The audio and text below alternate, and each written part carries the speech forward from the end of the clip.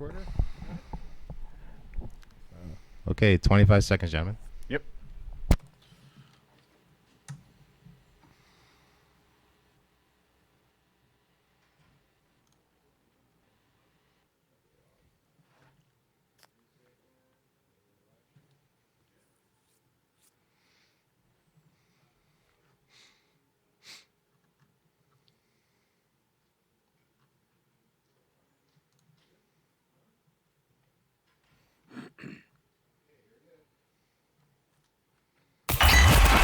You're rocking with the newest radio show on Hamilton Radio, My Sports Radio.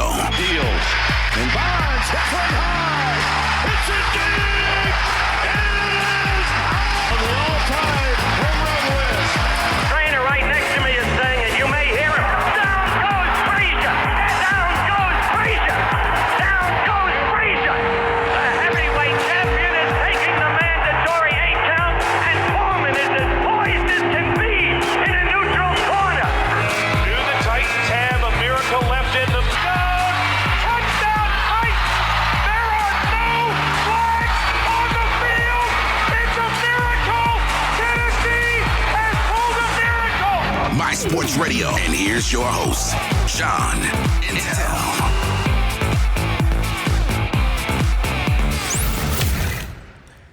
How are we doing, ladies and gentlemen? July 1st, Wednesday. It's 4 p.m.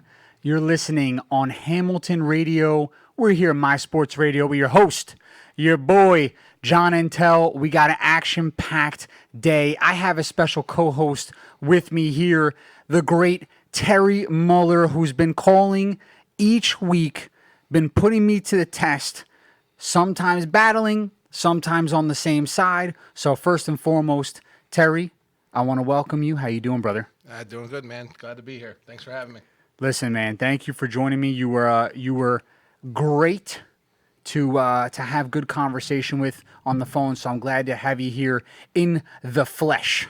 But we also have another special call-in guest today.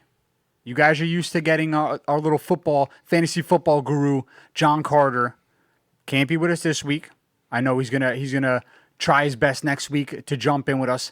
Time slot, super tough. He's a Midwest guy, so it's tough for him, but don't fret.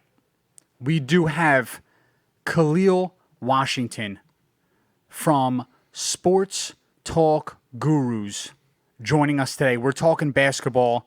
We're going in deep with our guy KALIEL. So I'm excited. He'll be here at the 5 p.m. hour. We're going to go back and forth. There's no doubt there will be a debate about something. It's inevitable. That's what happens with sports. So let's dive right in. I want to go to baseball July 1st. We're supposed to be starting today.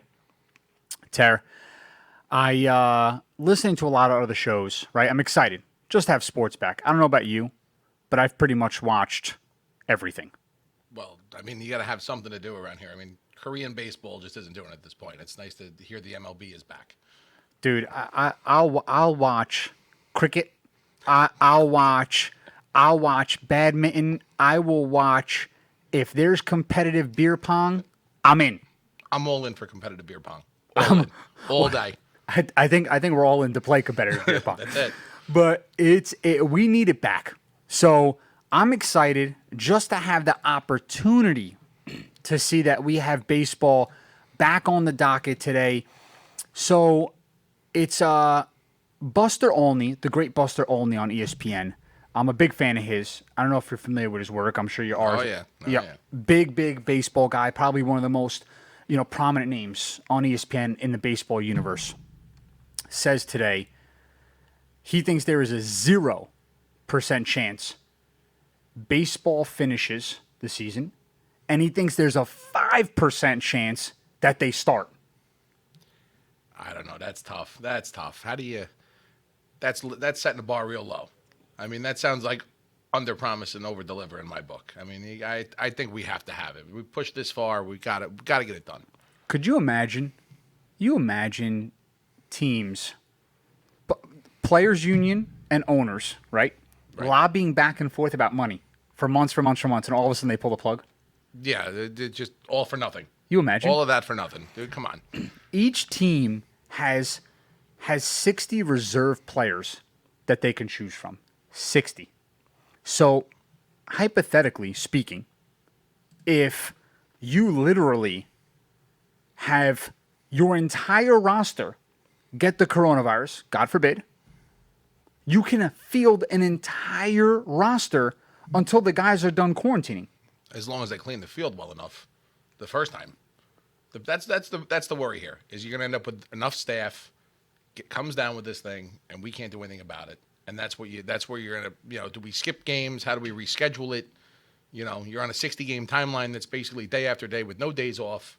So, rainouts, this is like essentially one big giant rainout. How do you make it up and still end up having playoffs? My question is, do you even postpone games? Meaning, if they're out, right? Let's say an entire team. And by the way, Anthony Buzio, Ziva, Tyler, Glenny, anyone who joined in, chiming in, guys, welcome. Thank you for joining us here on the simulcast. People trickle in as the show starts going on. Tyler Kelly reminding me as a resident Mets fan that it is Happy Bobby Bonilla Day. Best day in baseball. Best day in baseball. Especially as a Yankee fan. Bobby Bonilla is the smartest man. He's the only baseball player getting paid right now. Absolutely. He's making the most money out of everybody. I mean, listen, Bobby Bo, you got to do what you got to do, baby, But I tell you what, the Mets owners don't spend money, right? But they'll pay a guy for 40 years. Hey, well, listen, if the Wilpons would have never made that deal. If they could do it again, they would have never made that deal. All right. They'd never do it again. Is there, dude, do I really have the worst taste in owners? No, it's terrible. It's we're, bad, We're just right? we're just gonna make the agreement that it's god awful. It really is. It's awful. As a Cowboys fan too, you know how that goes. Like Jerry's awful. Dolan, but the Wilpons, Dolan, Wilpons, and Jones. Just. Oh That's my why he's God. wearing a San Francisco hat, folks. It's atrocious. it gives me anxiety just saying their names, but it's okay. Listen, I don't want to get too far off the tracks here because that's a very slippery slope that I start going down. And once I go down that, you saw last week with Kyrie Irving, may not be any stopping that freight train. Yeah. But I mean, listen, even if your whole team goes out with the virus, right? You can still field a B team. Do you stop? Do you go to postpone, or do you just push through? A la even though it was a strike, the Redskins, right, who had their scabs in and who won a number of games that propelled them into the playoffs and ultimately to a Super Bowl until their players crossed the picket lines. Does a team like the Yankees, let's say, who are the second prohibitive favorites behind the Dodgers? Yep. Right? Very close. Very close in odds, according to the sports books. I am right here, right now. The Yankees are plus 400. The Dodgers are plus 375. So, perfect. You can't get any closer than that when it comes to odds, right? And it's incredible. I can't see that, so it's amazing you have that up. So, the crazy part about it is do they just say, we're just going to push forward, we're going to do this, or, let me ask you another question. Does it matter where they are? So, let's say the team starts 5-5. They have their own coronavirus pandemic inside the organization. Do they say, we're 5-5, we're on the cusp, we're not playing any more games? Or do they say, well, we'll bring the backup guys in and keep trying to go 500, knowing the expectations are essentially World Series or bust, right? Well, especially for the Yankees here, this almost helps them because now you've got Judge back. You're going to have Paxton back. You're going to have a number of guys back that weren't going to make the first, say, 50 to 60 games of the season as it was. They wouldn't have been playing until after the All-Star break anyway. And now these guys are back. If you're a team that's expected to go, you're going to obviously want to try to push through as hard as you can to get through this thing. The question is whether Major League Baseball lets you push through. Does it get to a point where so many teams have lost so many guys that baseball's like, okay, we can't do this? I don't know, man. I'm thinking I'm thinking to myself that as long as no one dies, they'll play. And I don't want to be morbid about it. I'm being honest. Absolutely not. But it's like if they're pushing through, somebody gets sick, whatever. You just kind of say, well, screw it. I'm just gonna play. And you know what? Really, here's the test. Here is the test, ladies and gentlemen. Hear me out right now. Hot take. A team starts out 2-10. I don't know, the Pirates. They blow, right? Who else blows? The Mets. The Mets. Shut up. The not the Reds because they're not that far off. But who else is like the Marlins? Okay. The Marlins. The Tigers. Let's say. And Bears, oh my, is that where you were going? Were you walking me into that? I Were you walking me into that? I tried to set you up. You didn't bite. So they go 2-10, 2-12. These guys are like, screw this. I'm not seeing people, right? Because baseball season for them, you start 2-10 in a 60-game season, bro, it's a wrap. It's over. It's done. We can agree that. It's a wrap. So now these guys decide that they're just gonna do whatever they want. That's where it gets tricky. Do they go out and just start to see whoever they want, and then come back and risk giving other people the virus if they get it? All of a sudden, they start going to the bar. They're sneaking out of where they're supposed to be holed up. Could be. I mean, you got a lot of eyes to keep these guys in there. I mean, the players hold all the risk here. The players and the staff. And it's a lot of we see it in everyday life here. You can't, you get people walking around, they're not wearing their masks, they're not doing what they're supposed to do. The baseball players are still people. They start getting bored or they get frustrated. You very well could see them start to rebel a little bit and say, nope, this isn't for me. That could be where you end up with a problem. So I ask you, you're a Yankee fan. What are your, do you really think the baseball season happens, your starting pitching's there, you got Cole, right? You got Paxton, you got Tanaka. Yep. You feel they have enough firepower built up to win it all, beat the Dodgers now with Mookie Betts, Price coming over. They got Buehler. They got Kershaw. It's a nasty team. It really is. You think you guys have enough firepower? If we have Judge and you have Torres, and if Sanchez can ever pull his head out from his rear end and actually hit the ball like he's supposed to, you should have plenty of firepower to at least be there at the end. What happens in what would be the World Series, I don't know. I don't know head to head with the Dodgers. I don't know how that shakes out, but it should be those two teams at the end. Interesting. I'm interested because the shortened season gives everybody an opportunity. Absolutely. 100%. It gives, I don't care what people say, as long as they stay healthy. And I'm not talking about the coronavirus. I'm talking about health. You don't have Syndergaard goes down with a torn rotator cuff, Tommy, whatever, Right. DeGrom's healthy, these bats, the Mets picked up a few veterans to fill the roster out. All these other teams now who, if they start out hot, dictates their entire year. Of course.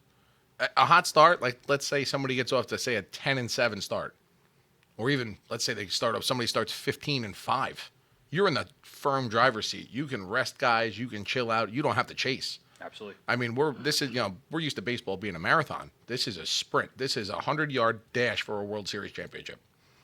15-5 was the number that was stuck in my head too, by the way. And for some reason, I don't know why, I kept thinking somebody goes 15-5, 20 games in, 33% of the season done. Yep. Dude, it's a wrap. They're in, yeah, for sure. Unless you're the Mets and blow 10-plus games at the end of the year, you can't do it. Only the Mets are possible doing that. But there's no All-Star break, so the Mets can't fall apart after it. They fall apart the month after the All-Star break. I don't want to give my Mets too much credit, But it's it's crazy. It's crazy to think that if they stay healthy, man, I almost enjoy this. Normally we get the 162 games a year. Bro, it's a lot. It's a long season. Nobody cares about a game in the middle of June or July at a 1 p.m. Wednesday game. Nobody cares. We watch the highlights. We enjoy it. By the way, that we still have to pay $300 to go to. Absolutely. That nobody goes to. I still have to pay $60 for parking. Will Pons, you cheap. Not going to finish that sentence. I hate you. But it's the fact is for us, it's so refreshing.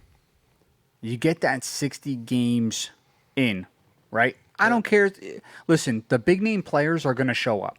You see a lot of guys that are. I'm not saying they're no names. I'm just saying they don't have as much on the line, and these guys are like, I'm not gonna take the chance for my family. Fine, right?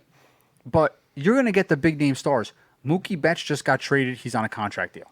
Oh, yeah. Bryce Harper has been one of the most outspoken guys about making his money and showing up and playing and blah, blah, blah. You're going to get him. All I have to say about Bryce Harper is this. If he comes out and he hits 240, I never want to hear from the guy again. After all the talk, after everything he's got, that's it. Put up or shut up. Either you hit 310 and you launch 30 homers a season, or you go away forever. By the way, does Bryce Harper have to hit 240 for you not want to hear from him? I just don't want to hear from him ever again. Anyway. No. But Okay. it would just give me more reason to not want to ever hear from him. Okay. That's all. I was making sure. Because 295, I still don't want to hear from him. Okay. He's Right. got to put up some stupid kind of number. He's got to look like Barry Bonds out there for me to ever care again. in order for me to want to watch Bryce Harper, which is slim to none, he would have to break records. I'm talking DiMaggio records. I'm talking the original Gehrig records. I want him to chase Barry Bonds and convince me he didn't take steroids. No way at all. Ziggy, what's going on, buddy? Tyler Kelly says, I think Dan Snyder beats all of them. Tyler, there's very few times in this world that you and I have agreed. Very few. And it's been a solid 15 years for the two of us. And I'm going to agree with you now and here. Dan Snyder is the pinnacle, the apex of atrocious owners. You're right. So here today, July 1st, 2020, we agree. We're out on Dan Snyder. I'm a Cowboy fan. I'm out on Jerry Jones. By the way, is it not creepy that Jerry Jones just looks the exact same that he did 20 years ago? No, well, plastic does that. Does it not creep you out? Oh, no, it's scary. It's disgusting. It scares me. Yeah, no, the man hasn't aged. But when you have that much money, you can just buy a new face every week. It's weird, right? I actually feel like he does. He like zips, and Yeah, kind of. that whole thing is just one big rubber mask that gets put on in the morning. That thing doesn't really exist. It freaks me the hell out. But I mean, listen, when you have more money than the heavens have in this, it is literally insane. I don't even want to, by the way, I don't even want to think about it in my mind how much money. Dude, the guy built a $2.2 billion stadium and he got no state funding. Nope. The guy just said, I am literally going to pay for this. Jerry's world. Ziggy's right. Jerry Jones is working on time travel. Ziggy, you're damn right, my friend. Actually, it's a great way to put it. Jerry Jones really, actually, is 400 years old. This is why he still looks this way. But it's incredible that he is. I don't know, dude. I'm telling you, this is what happens when we go off the rails. Ziggy, you're trying to get me off the rails. Ty Wagner, what's going on, bud? I'm telling you, I'm done. It's July 1st. Bobby Bonilla Day. Jerry Jones's facelifts. I mean, dude, it's incredible. And here I am somehow for 4 weeks in a row. I bring up Bryce Harper. Bryce, one day you're going to see one of these. I know you are. You're going to come across it. You're going to hate me. And I want you to write that publicly. And you will make my whole life complete. Make him famous. Please, I just want you to tell me that you hate me. Bryce, it'll validate that you are just trash. That's what I need. Please, somebody get this to Bryce Harper. Gio, what's going on, man? Guys and girls, listen. You're here with us. You're listening on Hamilton Radio, hamiltonradio.net, Channel 2, simulcast here on Facebook. This is My Sports Radio with John and Tell. I got special co-host with me today, Terry Muller. We have a special guest calling in at the 5 p.m. hour, one of the sports talk gurus himself, KALIEL Washington. Very excited to talk basketball with KALIEL. I have no doubt he's going to bring the heat. I'm not saying I'm a little nervous. Everyone knows basketball, other than not liking Kyrie Irving, is not exactly my thing now. I'm more into the 90s basketball. But with that being said, basketball is one of the most watched sports internationally, period. And it's entertaining as hell, right? You got the slam dunk contest, you got the three-point contest, you have the the All-Star game, you have the rookie sophomores. They do so much. You see their faces on an everyday basis. They do a lot of work. Most of them are philanthropists for their community, a la LeBron James, who does a tremendous amount of work for his communities that he's in. So these guys are sort of at the forefront of what they do. So it is definitely you have to hone in on some basketball. You have to enjoy it. So I'm into it, right? So KALIEL's going to bring the heat. I'm going to do everything I can to fend off the wolves here. But I know KALIEL's going to educate today, so I'm excited to have him on. But until then, we started out with a little baseball. Last week, I talked about, last couple weeks, I talked about players versus owners. We're over it, right? The lobbying is done. We signed the same damn agreement that they were going to do anyway, minus the number of games, which is what happens with crybabies. That's it. Okay. I mean, we just all go back and forth and waste time and just cost people entertainment. That's what happened. That's what happened. That's the only what people who lost there were the fans. That was it. Everybody else got what they planned on ahead of time. But by the way, isn't that who always loses out? Well, yeah, Is that not who always loses kind out? of thing. We end up mad. Everybody else just lets it go. Owners buy teams because they want new toys. Players get these platforms, and I'm not talking about socially. I'm talking about professionally, to do whatever the hell it is that they want to do, to play a game and to make uber amounts of money. And at the end of the day, the guys and girls who suffer are the schmoes on the other end that gotta wait for them to get their heads out of their asses. So guys, thank you so much for just doing us this huge favor and picking up a baseball bat and a baseball and playing a child's game. We're so grateful for you. You're just really, somebody should get a Nobel Peace Prize award for this, because I didn't think it was going to happen, but it did, man. So we talked about the Yankees. We talked about the Dodgers. You have the bets up here, right? Yep. Do me a favor, going down this list. We saw Charlie Blackmon had the coronavirus. He's quarantining. Yep. What are the Rockies at odds-wise? The Rockies are, well, if anybody wants to throw a $10 bet down, I would advise you to. It's plus 15,000. But the Rockies are plus 15,000. Plus 15,000. So 15,000 on a $100 bet. That's getting $100. I might just waste $100. That's getting $100, and I'm turning around like it never existed. And the Reds, what are the Reds at? The Reds are, let's see. Cincy can't be too far. No, they're plus 2,500. They're closer to the top. They're kind of middle of the pack. Plus 25 hundos. Yep, 25-1. Wow. Outside of the Yankees and the Dodgers, who rounds off the top five? All right, so you got the Houston Astros at plus 650. I'm assuming they'll just allow electronic equipment this year. Nobody's going to say anything. The Atlanta Braves are plus 1,200, and the Minnesota Twins are plus 1,600. The Twins. They got the Twins way up. Wow. Just chasing Tampa Bay, 1,800. Wow. Just outside the top five. Wow. The Twins. That's crazy. Listen, the Twins do a number when it comes to the bats, right? I think they led the league in home runs this past year, right? And the Yankees were behind them, or was it vice versa? Vice versa. Okay. So the Twins, big bats, Isn't it weird how somehow every year, like when the Royals were playing small ball and they were going to the World Series and they were doing their thing and they beat the Mets, and they ultimately ended Matt Harvey's career. Dark Isn't night, it yeah. isn't it weird how like every team, every year there's like some sort of weird AL Central team that just pops up? Isn't that weird? Well, I mean, somebody's got to win the division, and they're all like oddball teams. Yeah. You know. But isn't it weird how they make a run? Yeah, they always do. Somebody always makes it to the second round. They always kind of go deep.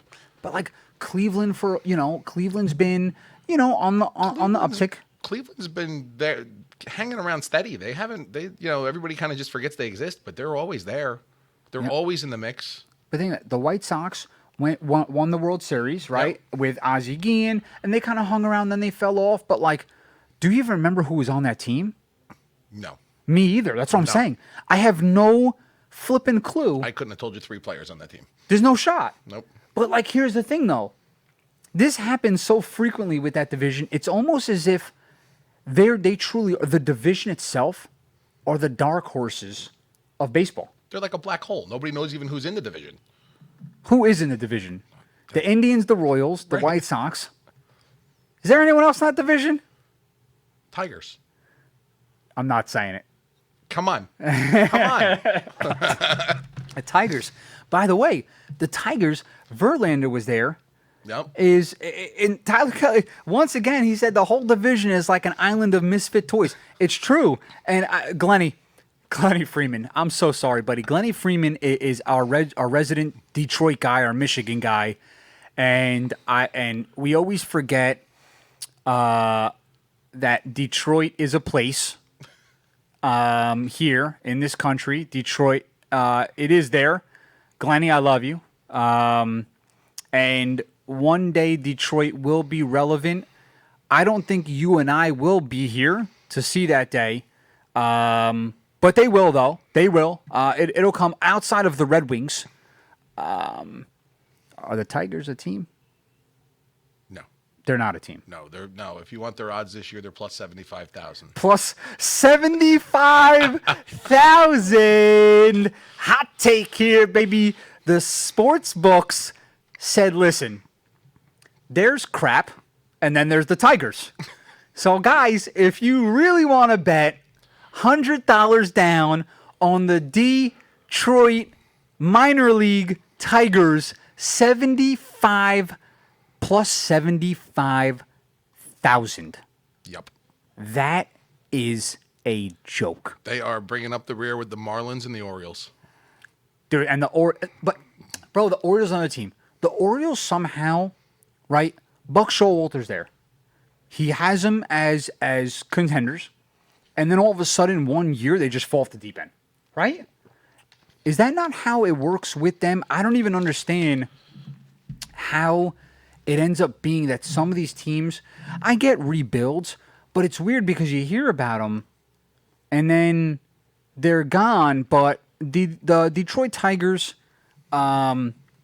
Detroit is still a city. It's there. I think Michigan's a state. I don't really know what's happening over there. But hey, one day, Glennie, one day It's coming. one day it's coming. Your grandchildren will see it, but we won't. But we love you. So baseball's back, and here it is. Listen, this is why. By the way, the comments are phenomenal. I got to read you these. They're phenomenal. So Tyler writes, the coronavirus has better odds than the Tigers. Fact. And then, so Glennie, we have some serious young talent right now. The question is, who the hell wants to stay in Michigan long enough to make it out to the show? # nobody. Glennie, once again, man, listen, we've had many a conversation. I don't want to say we disagree on a lot, but I don't know if we see 100% eye to eye on too much. And this one, once again, my friend, you hit the nail on the head. Nobody wants to stay around. I don't even know why there's baseball in Michigan. It's cold. I think Eskimos live there. It starts to get October, November, and you're talking about throwing ice balls. I'm not 100% sure if anybody wants to play baseball out there. I can tell you what, I don't even want to watch when they play baseball out there because I'm cold for them. I'm in my living room warm, and I'm cold for them. It's not fair to me, dude. All right? It's just 2020. It's not fair to me. Do the Tigers play in a dome? I don't think so, right? Who cares? Still Detroit. I mean, there's nobody in the stands, so It's it cold. doesn't matter. But It's freezing. oof. Even if it's indoors, it's still cold. You got to walk outside eventually. It's crazy. It's sick, man. You know, we just feel bad. I feel bad altogether for sports athletes out there in that state. And in all seriousness, I know that Michigan is definitely a beautiful state in general. There's, you know, with the lakes, and there's a lot of beautiful things to see out there. Just not for me. I don't want to say I'm more of like a tropical island guy because I live in New Jersey, so that'd be false. But the warm weather is. If I have an option, I'm going warm. You're going I'm warm. going warm. I'm not going up to the snow. I'm coming down. You going lukewarm or you going hot? No, I want to be hot. Gotta be hot. Gotta be hot. By the way, if you saw this guy's tan, you would know he's legit. Too legit to quit. I mean, that's a good tan, bro. Yeah, except for the eyeglasses. They don't leave. They That's don't true. leave. You They're should have permanently gone. You should have worn them on the radio. Nah, no. That would have been. They're over there. They're in the corner. You could have pretended like no one could see you. Nah, yeah. Little Ray Charles action. Hey, man, listen. He's phenomenal. So maybe you get Hey, the same sort of. could- Maybe you get the same different sort of mojo. Little different vibe. I'm telling you, bro. By the way, off note, and we won't dive into it. Shaq said Stevie Wonder was not blind. Do you believe that? He didn't know if he was sitting on hundreds of ones. The guy had to be blind. I don't know, dude. He said one day he walked into an elevator, and like he's blind, right? He walked into the elevator, and Shaq was completely silent. And Shaq said, "I'm telling you right now." Stevie said, "What's going on, Shaq?" Hey, Bro, hey. you imagine? One of the greatest talents, one of the greatest performers ever, right? Ever. He's blind, that's what we know. What if he wasn't? Well, it would have been a great stunt. I mean, it's a long sell. I mean, that's playing a long con game if that's the case. That's impressive if you can pull it off. Dude, talk about buying into a character. Yeah. Right? It's like Jerry Jones in his zip-up face. Crazy, man. That's actually not what Jerry Jones looks like. He's an alien from outer space. But, whatever, Jerry. It's one of the lizard people. Yeah, when you have $85 trillion, you just do whatever it is that you want to do, and you own every face you want to own. This is how this show goes into the weeds real quick. You know that, right? It's great. I love it. It's great. You know what? It's a good day, man. Hey, Baseball's absolutely. back. Basketball is being played in a dome. Smart guys. I don't know if the execution is going to be so smart. I'm going to ask Khalil about it. Hockey. This is how progressive hockey is. First of all, hockey decides we're going to play in Vegas and Toronto, if I'm not mistaken. Okay. Yep. Coronavirus cases go up. They say, dude, we're out. Now they're going all Canada. Edmonton, Vancouver as new hubs. All Canada. How do you feel about hockey coming back, bro? Yeah. I've never been a huge hockey guy, but playoff hockey, there is absolutely nothing more exciting than playoff hockey. The absolute energy that shows up in playoff hockey and the pure grit. These guys are going to be amped up, ready to go. They're going to be fighting. They're going to be hip checking all over the place. You're going to have guys flying into boards, breaking glass, breaking teeth. Welcome back. 15 positive tests of the 250 players that are practicing, right? That's not bad. Not bad. That's not bad. You don't hear a peep. No one's saying a word, right? Because hockey players fight through everything. Absolutely. And by the way, I don't even know if they're quarantining. They're probably still playing. Those guys probably not. They're playing, right? And it's funny because you're probably the same as me when it comes to this. When playoff hockey comes around, are you not like an expert at hockey when it comes around? Because I am. No, I don't pretend. I kind of just follow along. Oh, you do? But I get excited as everybody else. I get excited like I've been on the bandwagon, like I've been on the wagon all year. But no, Oh, dude, I don't pretend. I'm all in. I Google NHL headlines and I start to look at rosters and I'll go into forums and I talk and I'm like, dude, you would think I'm a hockey guy, right?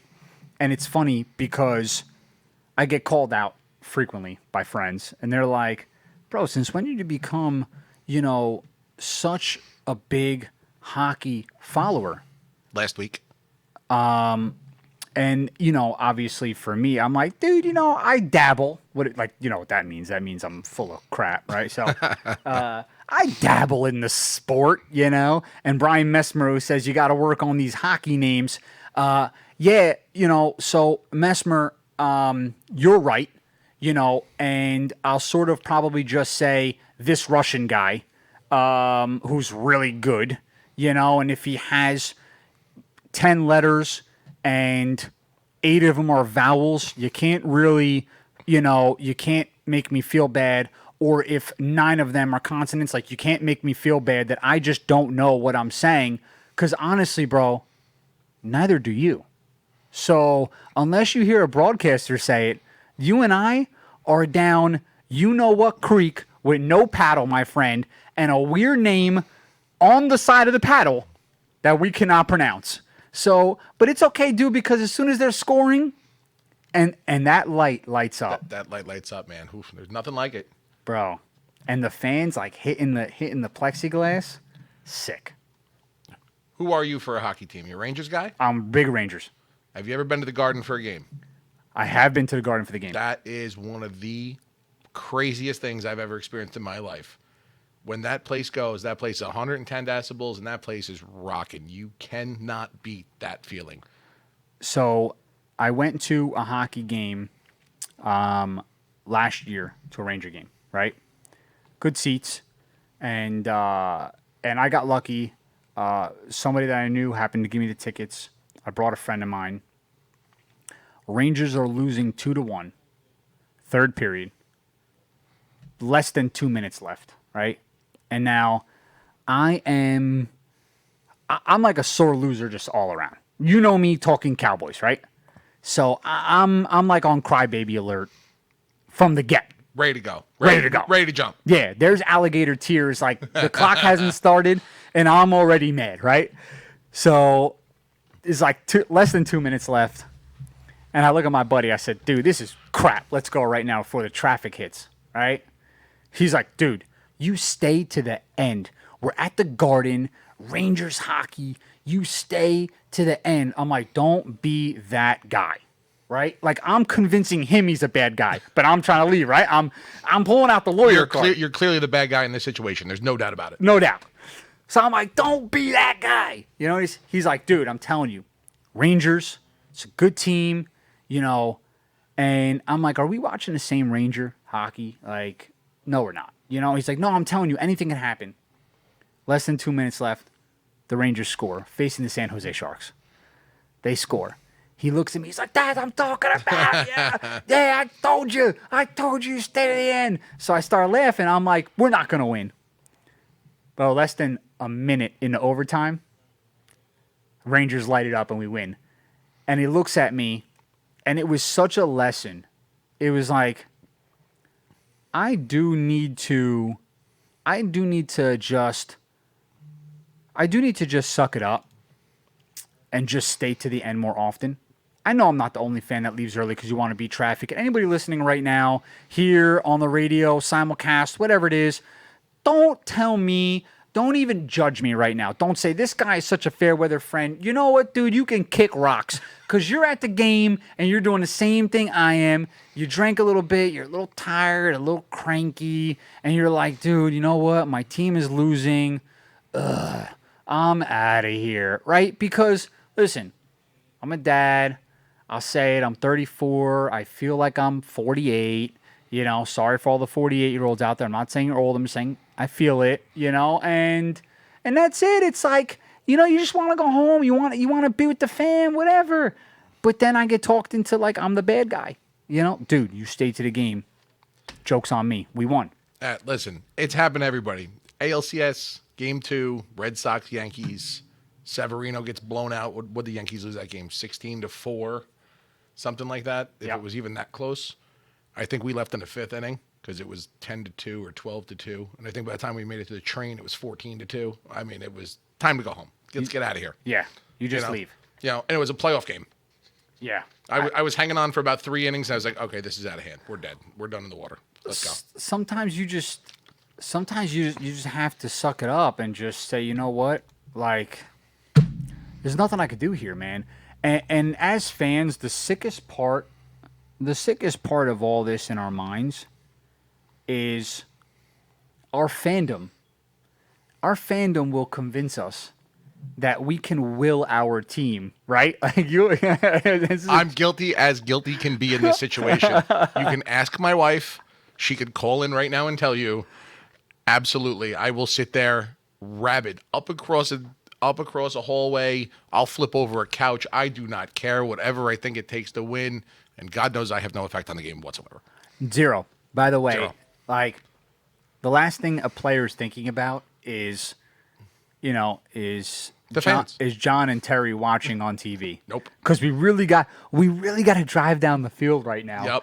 Yep. I mean, We got to do this for them.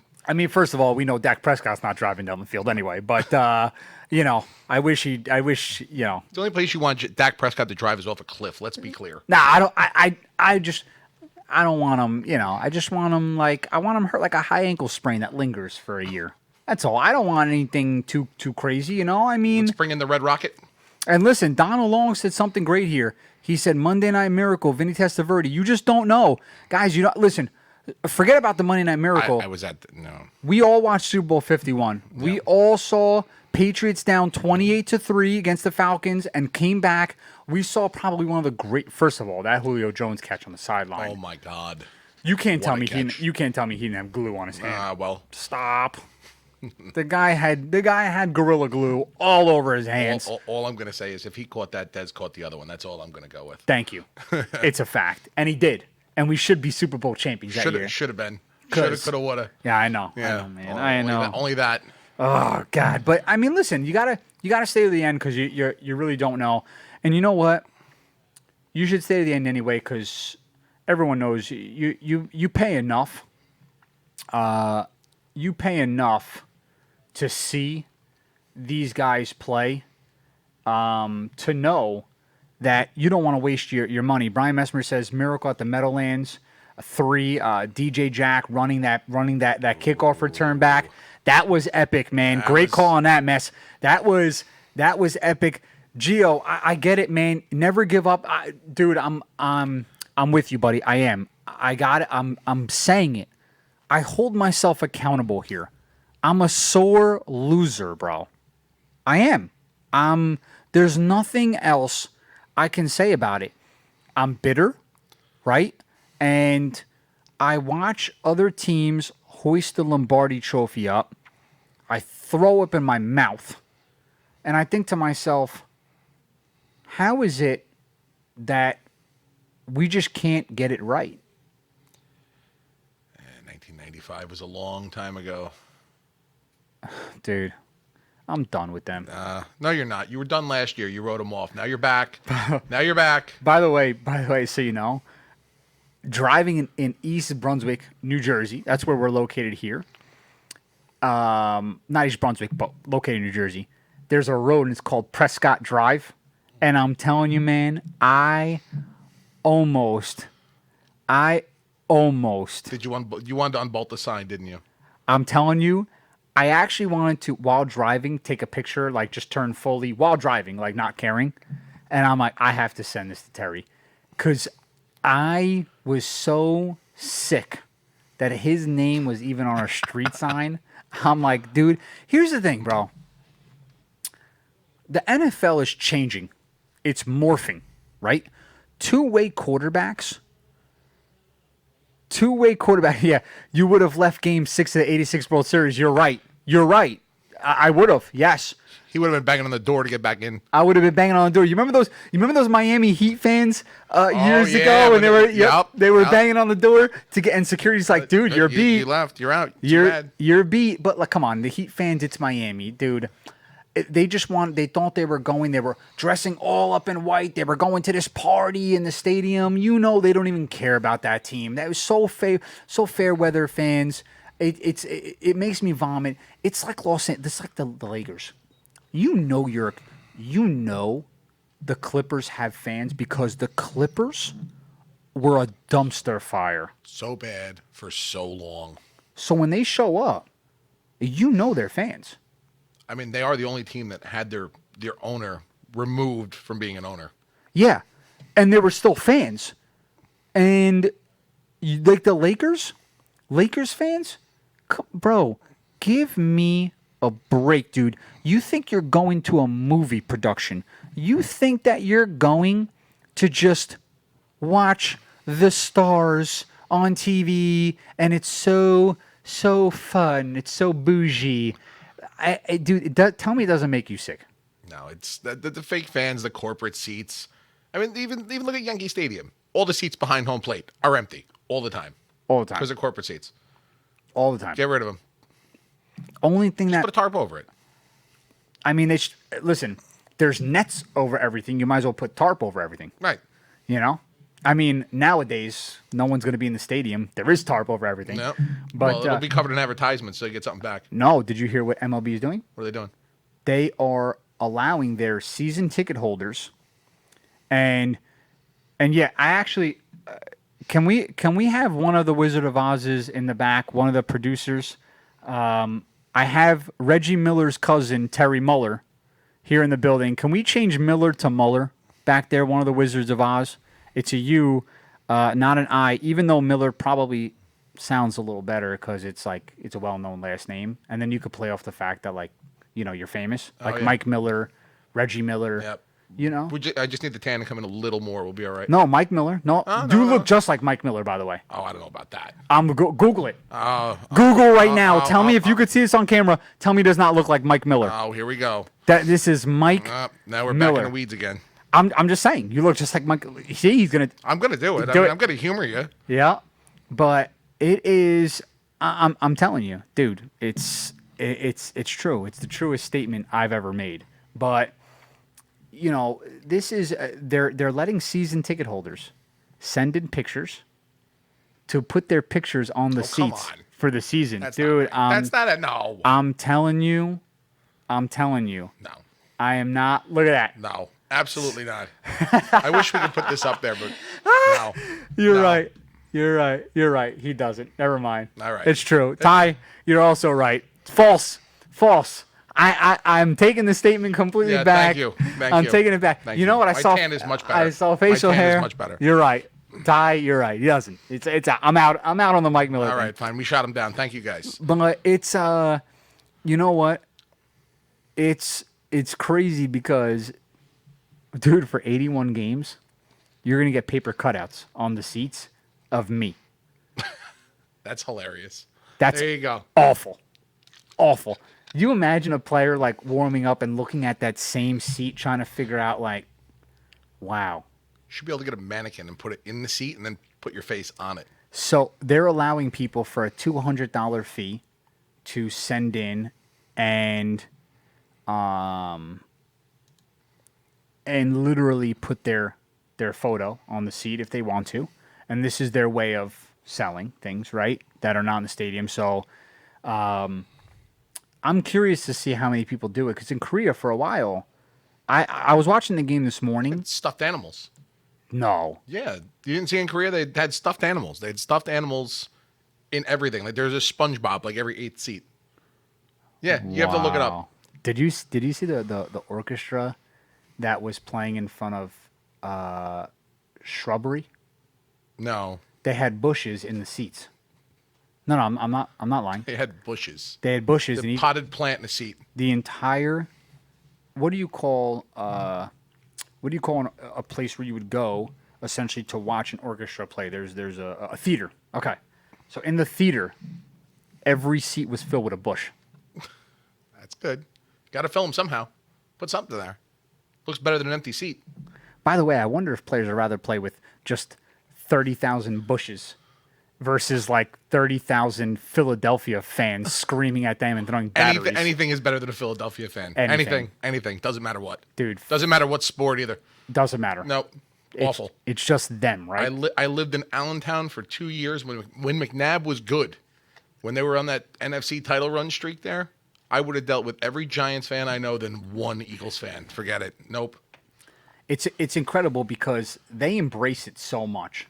it's them against the world, right? Like, they actually want people to not like them. I'm telling you right now, the Eagles are going to be awful this season because they don't have disgruntled fans yelling at people on the field.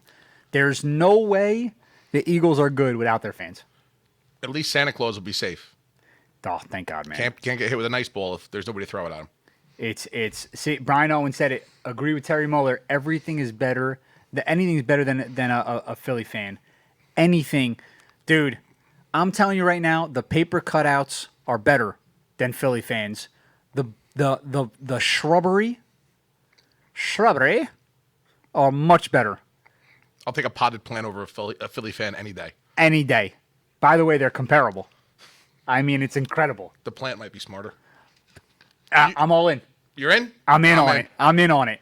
Guys, it's, I mean, come on. There's no way people, Donald, you're a Philly guy. No, let's go Flyers. Okay, that's cool. That's cute. Yeah. Yep. All right. Next. Fun. But, let's get past that. I mean, we know that here's the thing.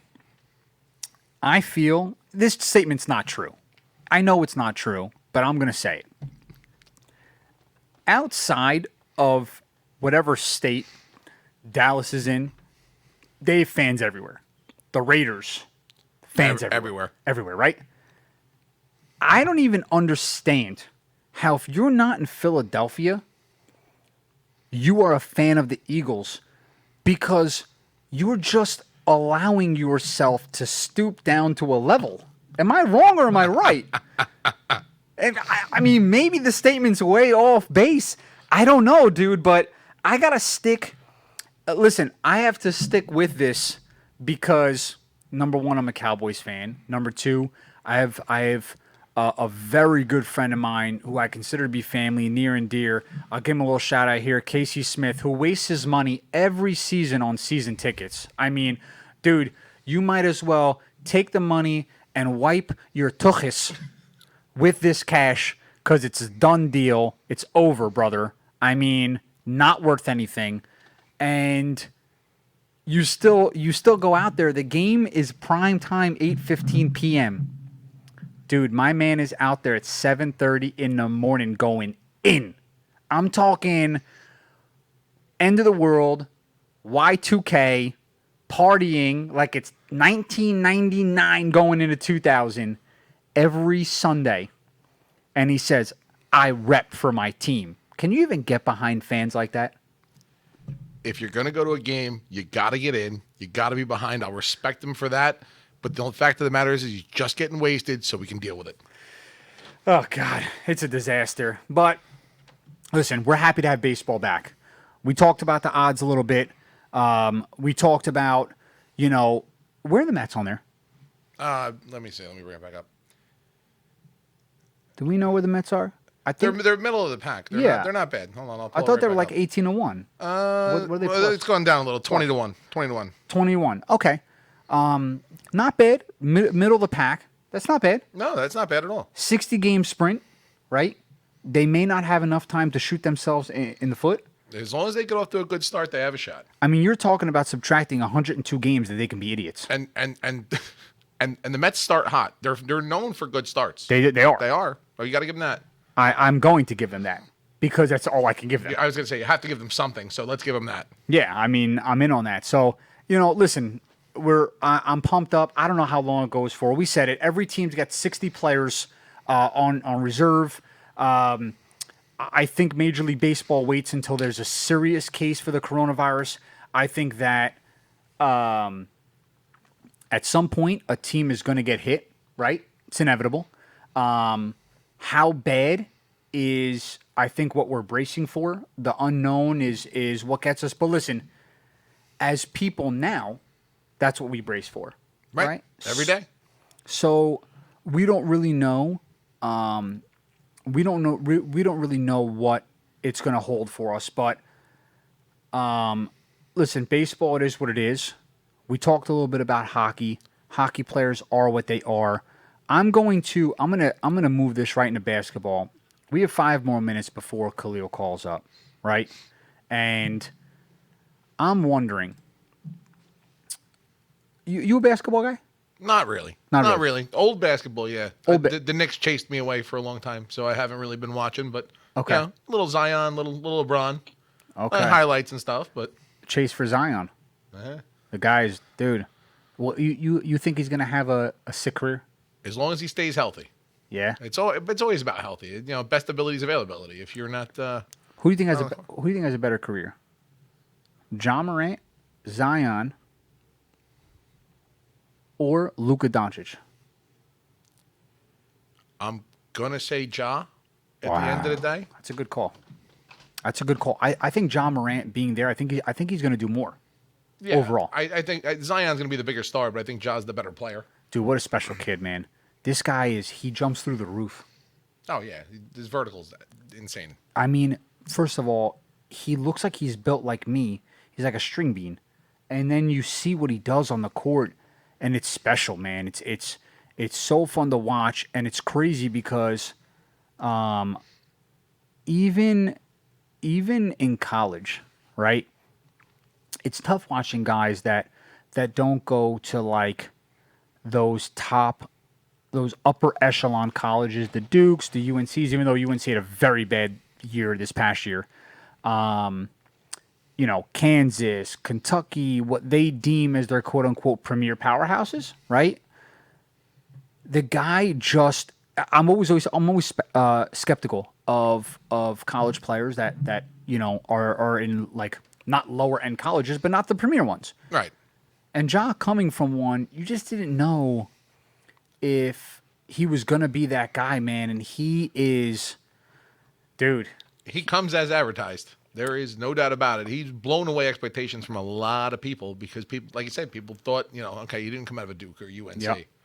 Yeah, he's special. He really is. He's gonna be. And I'm excited. I'm excited to see his career for sure. It's weird, by the way. So the NBA puts a plan in. The bubble itself cost the NBA more than $150 million. Okay, Buco bucks. That's big money. They're in one of the epicenters right now for the coronavirus. Their goal is to keep the players in the bubble. They cannot leave. Their hotel where they're staying. They're going to have employees who come in and serve them. And the owner will also be going in and out. I'm wondering how good. I'm wondering how much this makes sense. I'm wondering if we're going to see something quicker. I'm stuck on it, and it's tough for me to go to Gio's question.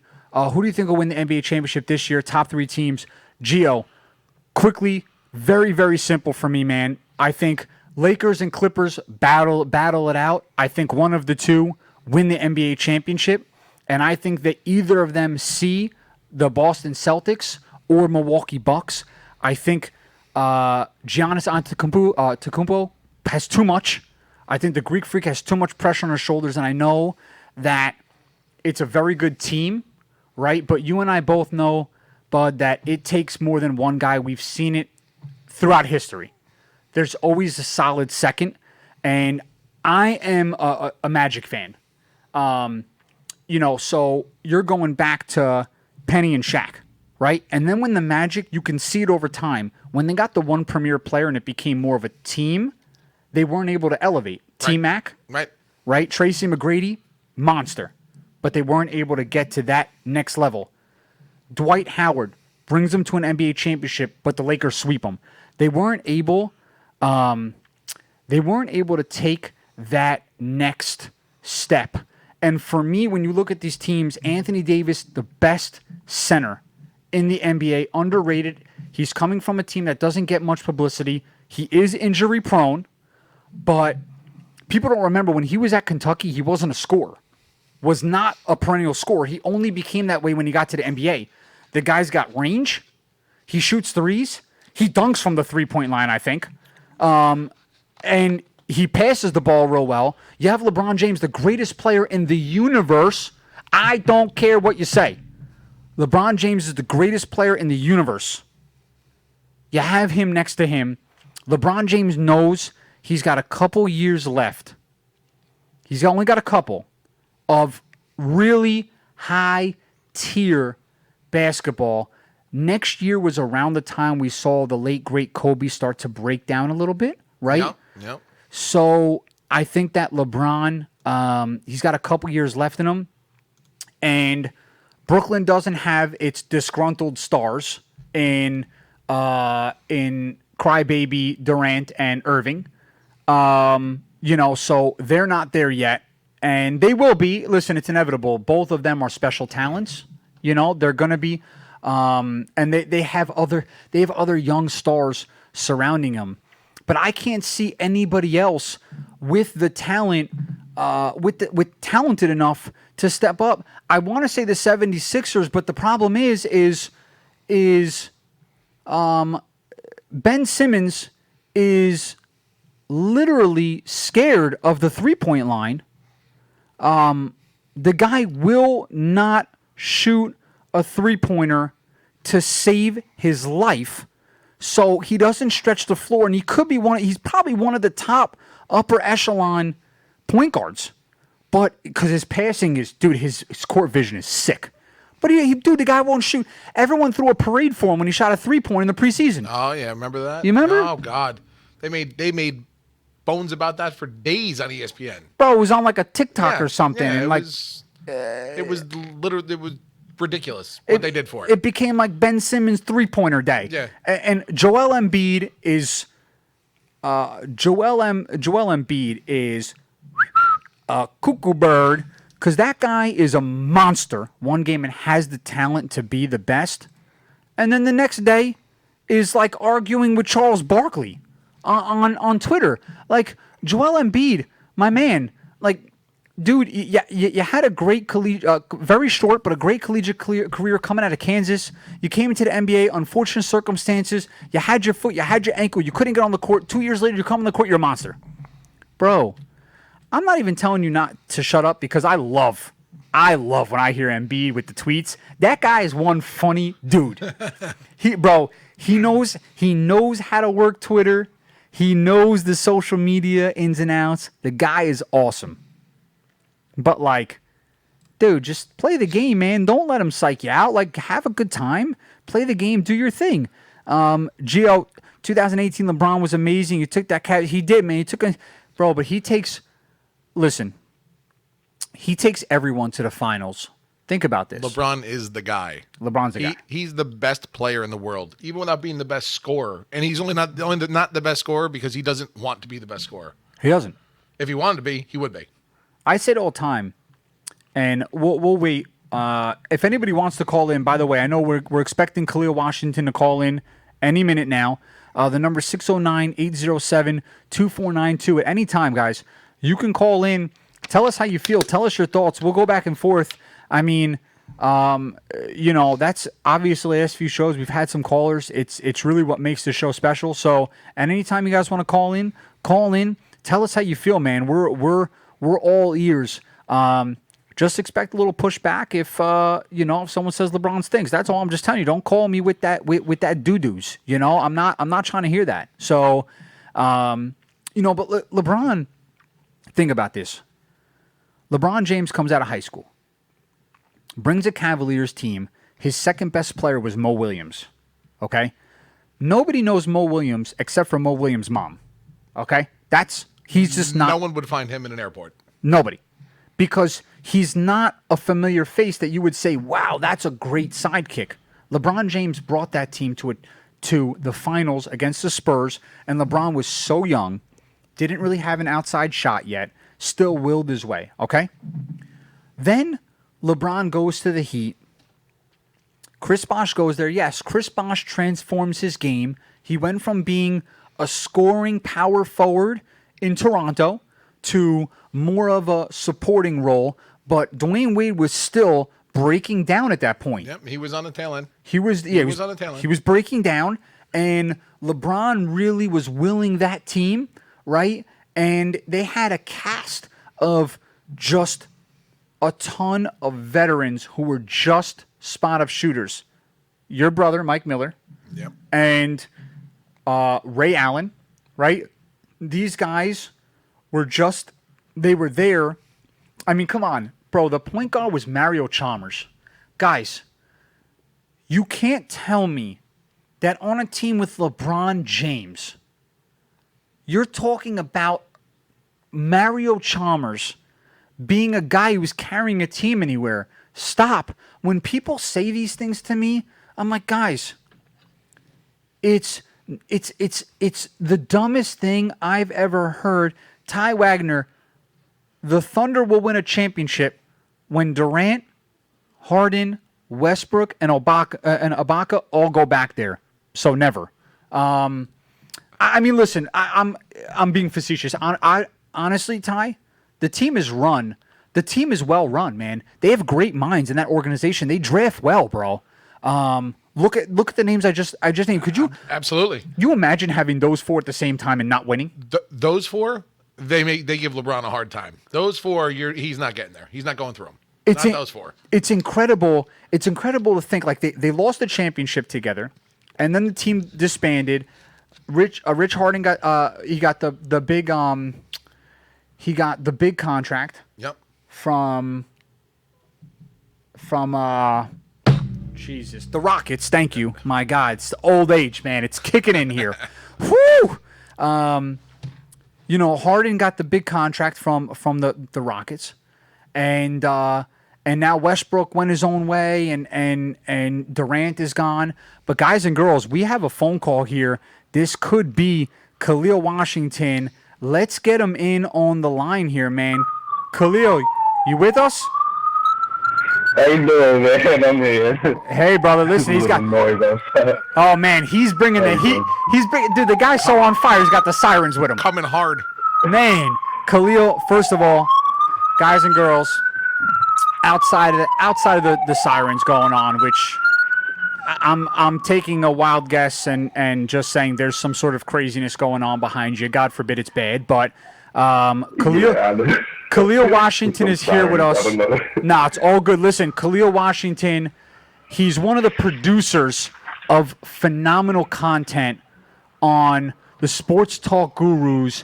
Guys and girls, if you haven't gone there yet, it's different nowadays, KALIEL, right? So there used to be writers and this and that. Now we have producers of virtual content.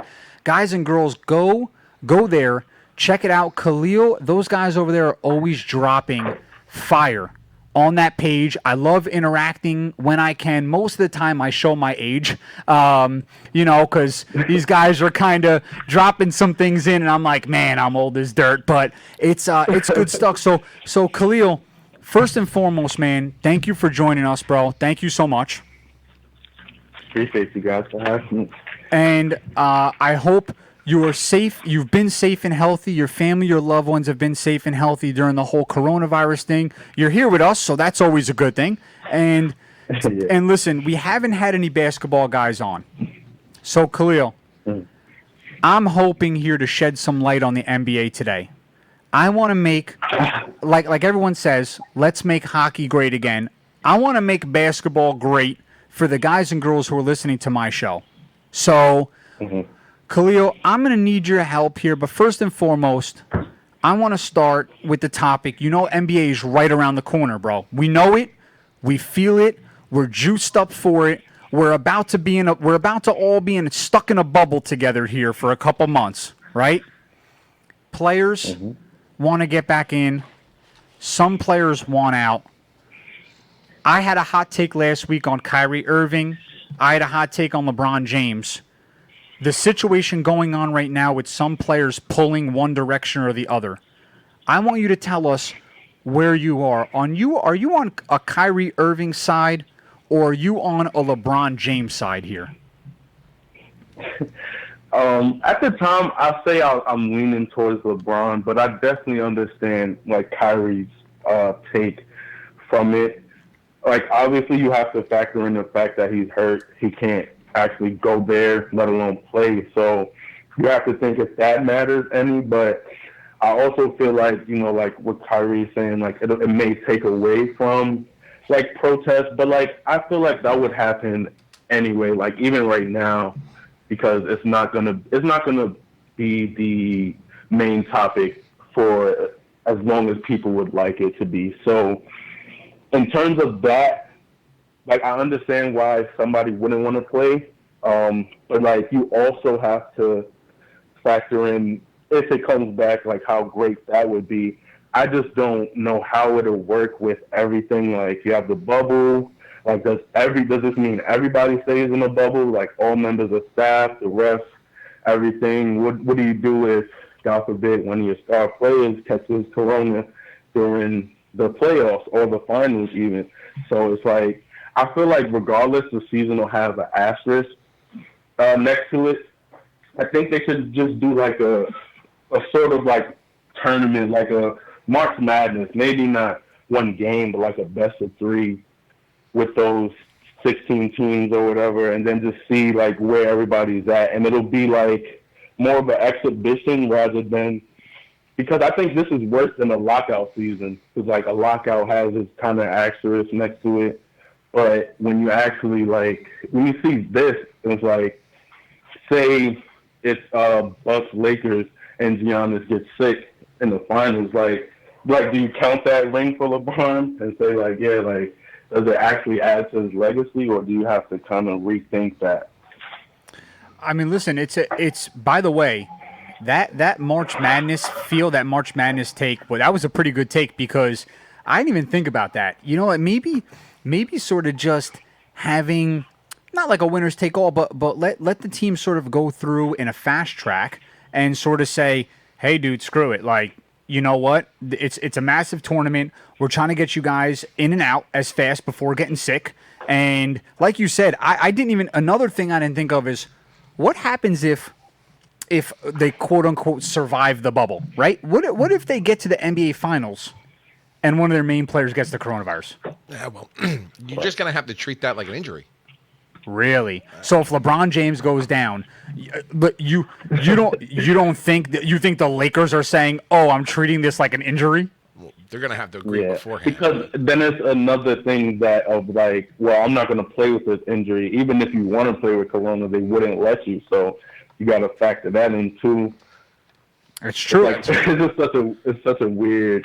It'll be such a weird thing to watch. Like I'm definitely going to watch, but it's just like it's so many things you got to factor in. I asked Terry earlier.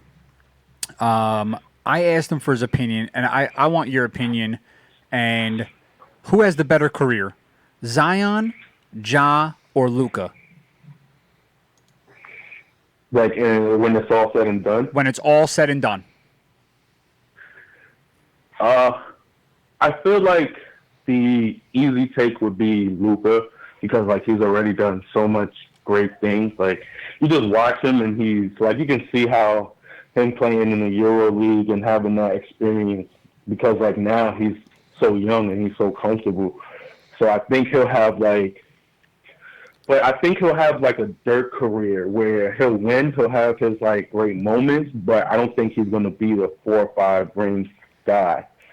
Zion, I think he's probably the biggest question mark because he's so explosive, so talented, but also you got to worry about injuries and staying off like that danger weight. Like the way he jumps, he's so explosive. It's just, I don't see him doing that for 10, 15 years. But if he can and be that like 26-10 guy, he's going to have an amazing career. But he may have a Charles Barkley-like career where he just has a lot of accolades, but he doesn't win. And I think Ja is like, I think Ja will be the biggest winner because he has that.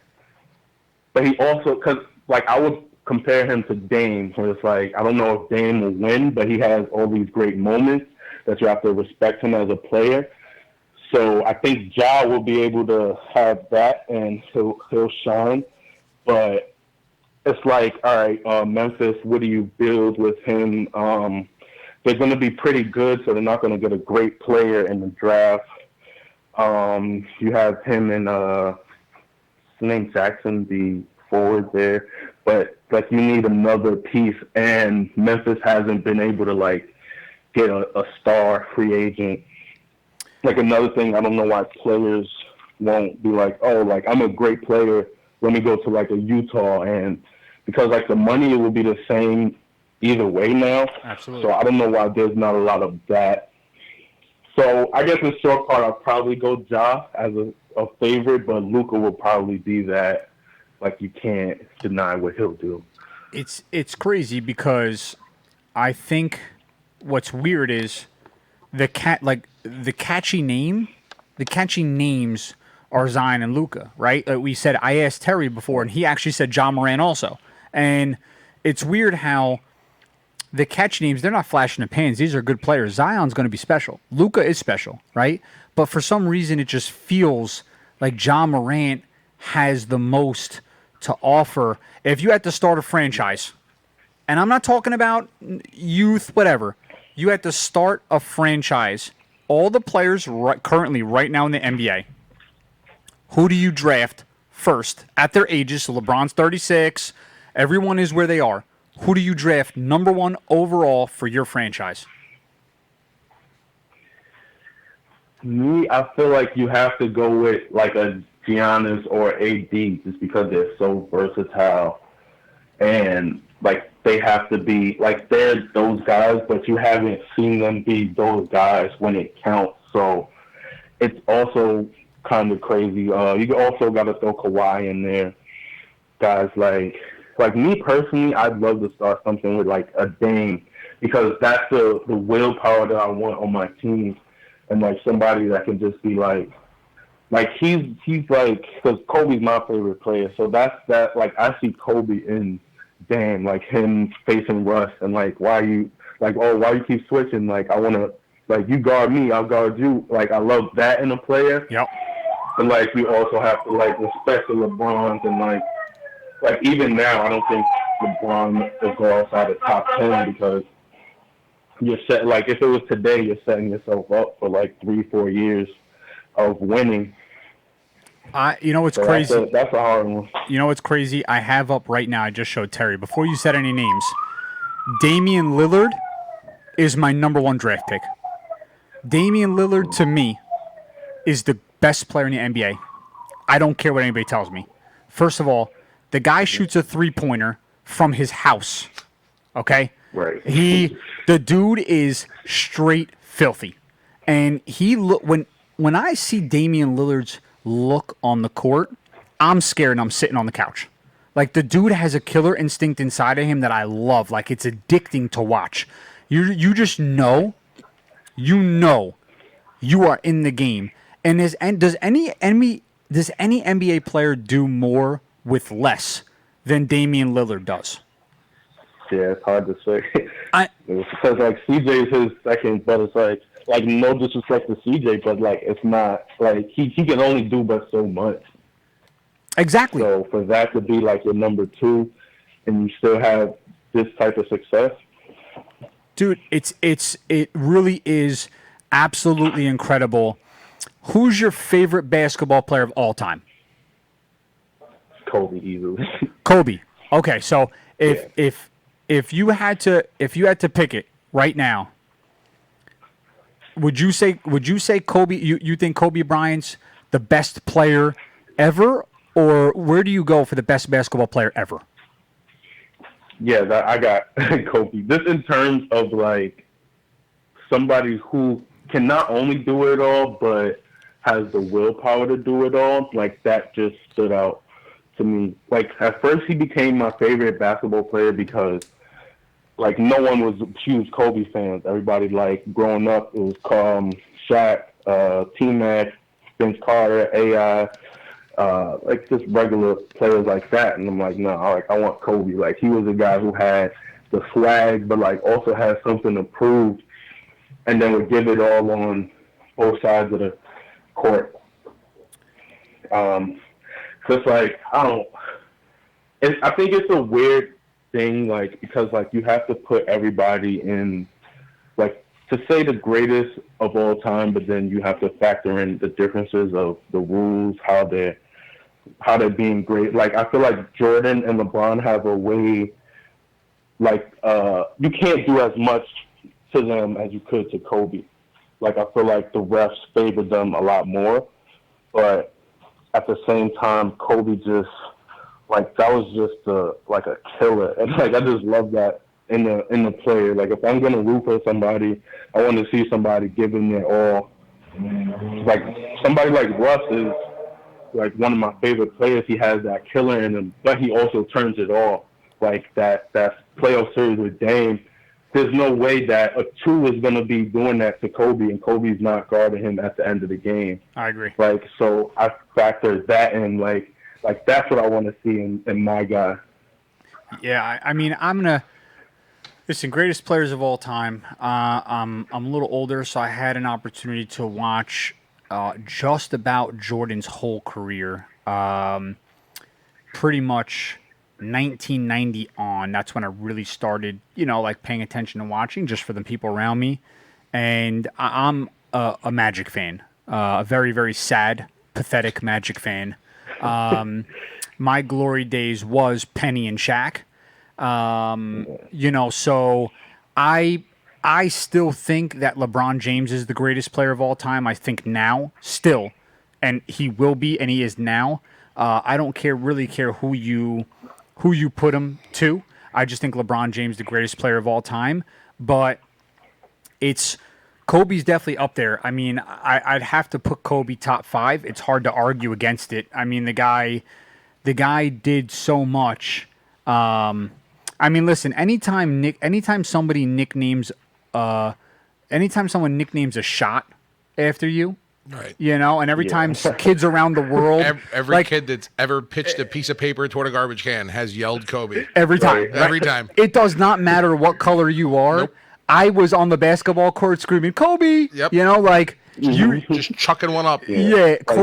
Just like a couple months ago, my nephew was like 6, and my other cousin, he's like 5, and they're shooting shots, yelling Kobe, and I'm just like, how did y'all learn this? Like, there's no way y'all down. watched him. So Yeah. just like, That's it. I mean, that polarizing is just crazy. It's great, man. And you know what? What's nuts about it is we don't have too many of that, right? So it really is, when people say they're a once in a generational player, it really means they're once in a generation. When I always think about how different, times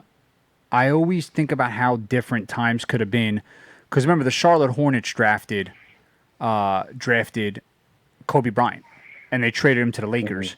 What if he had stayed with Charlotte? How different, right? Yeah, right. I mean, Michael Jordan's first pick as an owner of that team was Kwame Brown.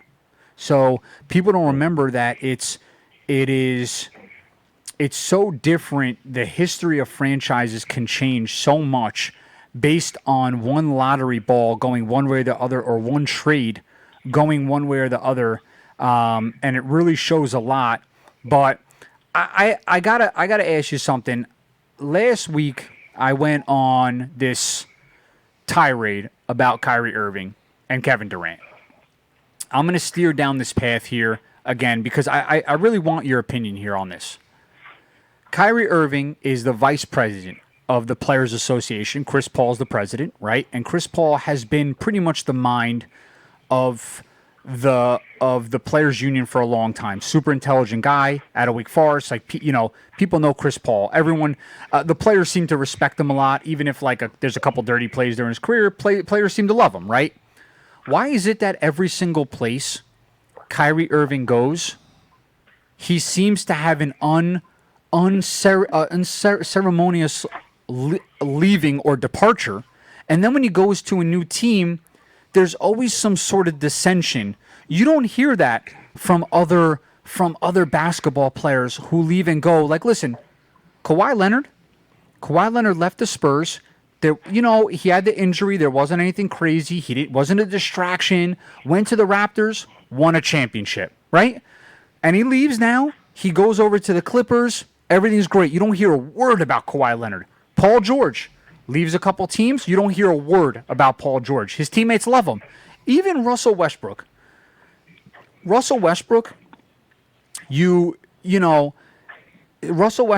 got the short end of the stick for sure. I think a lot of people kind of came down on him because of how tough he was on Kevin Durant. leaving. But Russell Westbrook, the players love him. The fans love him. The dude's gritty. He's a beast. He's great. So why is it that Kyrie Irving tends to have issues everywhere he goes, man?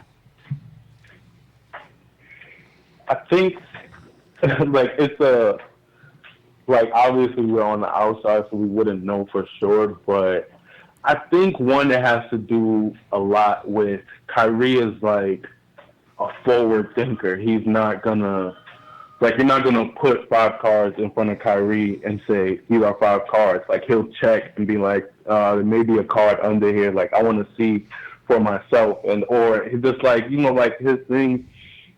Like people will say he's weird. Like he'll talk about like chakras, or he believes in like flat earths and different things. I think he's somebody who's not afraid to go against the grain, which you don't see in a celebrity a lot. I think also a lot to do with it would be like the fact that he's played with LeBron, and he's had because before this you didn't really hear a lot about it. Like guy gets hurt in college, still goes where he went, and you didn't hear a lot. You didn't hear anything bad about him, and then LeBron goes, and then still like when they were playing, you would hear a couple things. Oh, Kyrie's not happy. Maybe there's a rift between them, but you didn't hear a lot. And then that's when it really started, because then it was like, I feel like once he like quote unquote went against LeBron, that kind of changed his favor in a lot of people's eyes, being that LeBron is so low.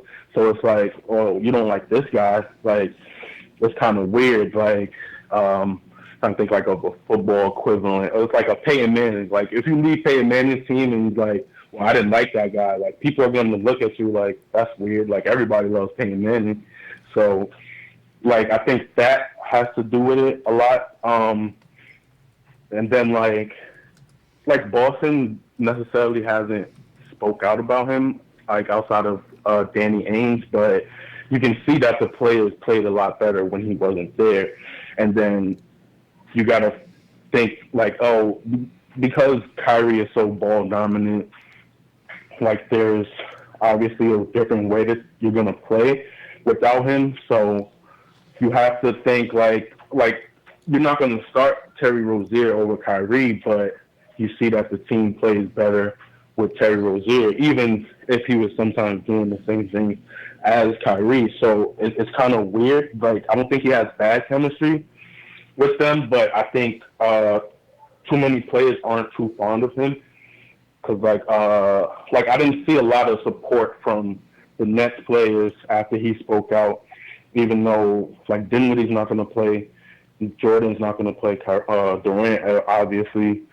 So I don't think that they hate him, but I think he's a hard person to get. Like he seems a lot like that Kobe type. He's not going to go hang out with you. Like, you don't see Kyrie at the club. You don't see him post on IG. He's doing this with players. So I think he, like, stays to himself. And, like, people don't hate him, but I don't think they fully understand him. You don't think a lot of what he does is just trolling? Like, honestly, between you and I listen to a lot of these players. You could tell some athletes just don't like the media, right? They don't want to deal with it. They don't want to talk to him. Like, listen, for the longest time, Kawhi Leonard, I didn't even know Kawhi Leonard had a voice, right? Like he just is not that guy. Right. He just doesn't want to deal with it. And then all of a sudden he kind of came out. You saw him smile a little bit. Then you realize like he's married. Like there's a lot of things for us as fans we don't know. Like you said, we're not on the inside. We're on the outside looking in. But there's things that Kyrie does that just strikes me as a guy who's just trying to troll as much as he can. Like when he makes comments. And listen, the media, like ESPN, media, things like that, sports media in general, who go to interview players, all right, they're literally you and I, right? It's John and KALIEL with a mic, with a phone, recording an NBA player asking a question. Regular people. We're in front of an athlete who makes millions of dollars, who's on a platform, and I think that's why, like you had said, there was some players who probably wanted maybe the protests to be more prominent for a longer time, because in their minds they can say things that matter and have a platform. So you and I ask a question. I'm standing next to you.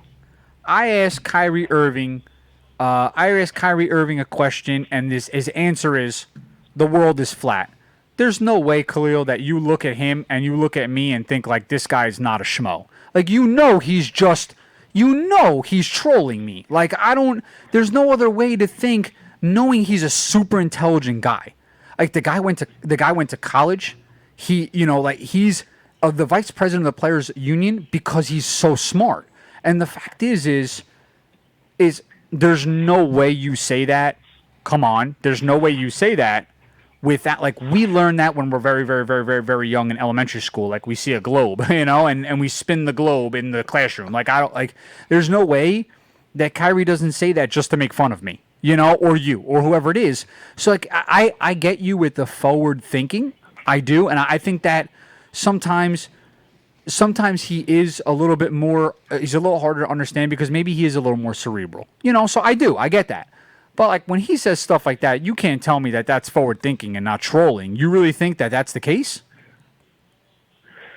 I think it's because like I can't tell you what he actually believes, but I also don't I don't feel like he's saying it. He doesn't come across as a person who says things just to say things. I think this year he seems like a lot more hostile, and I think that has a lot to do with like going back to the little LeBron thing, like things that like just like you said, me and you. If you write something about me, and then I'm a player, some players take that to heart because then they have to, friends are sending that to them, family sending that to them.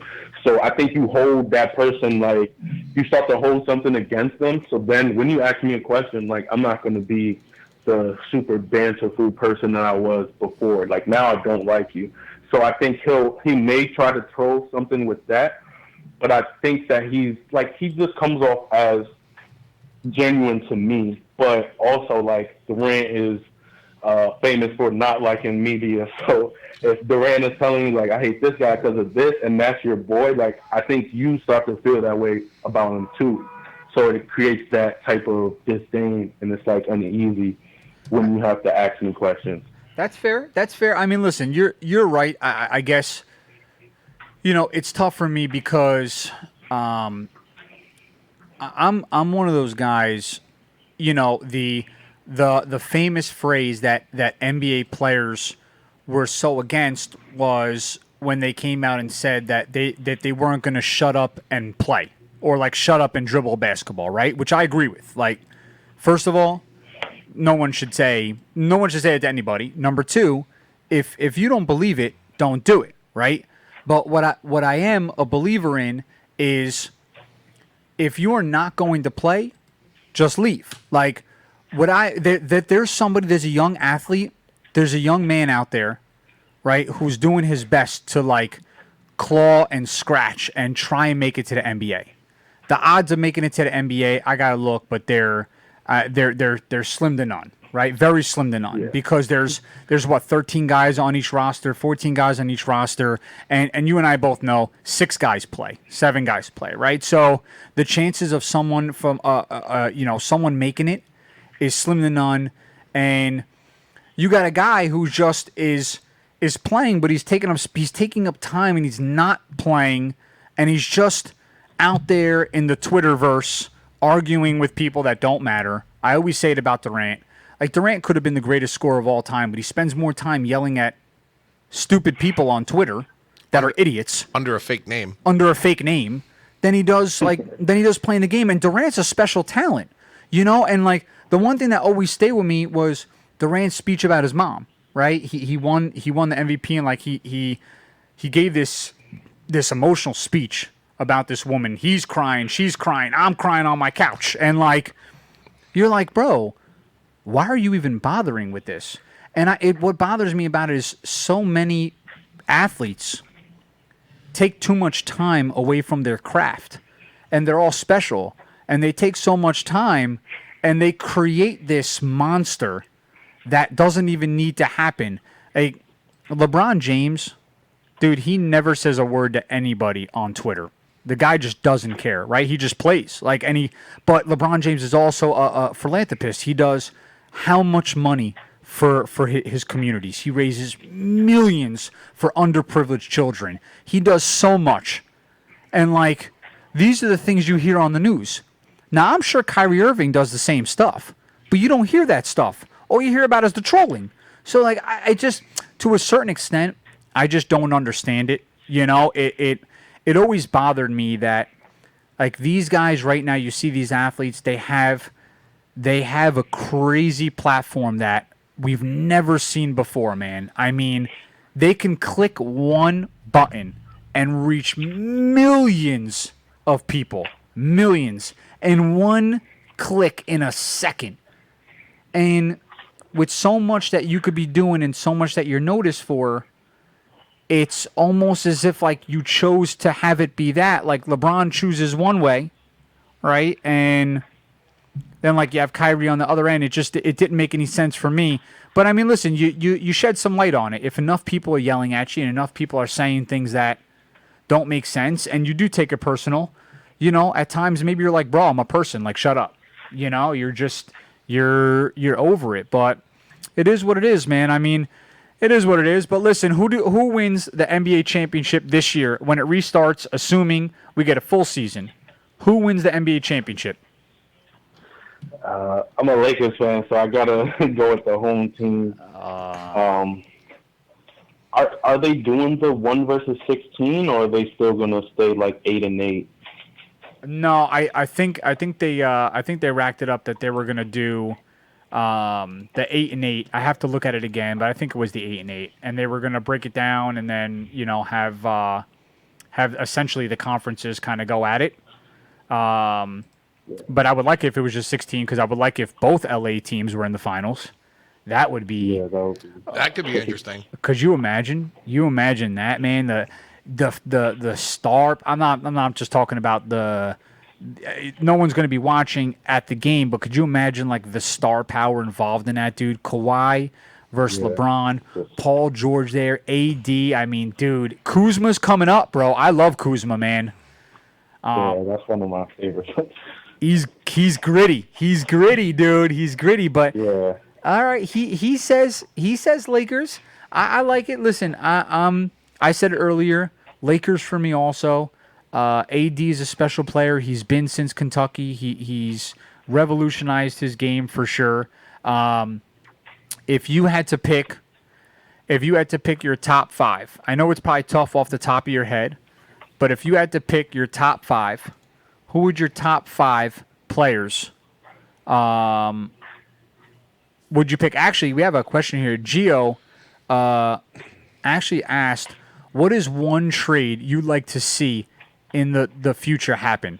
That's a great question. I'll let Khalil answer that. Khalil, one of our listeners, Gio, said, what's one trade that you would like to see happen in the future? NBA trade, any trade. What's one trade you'd like to see? I say, like,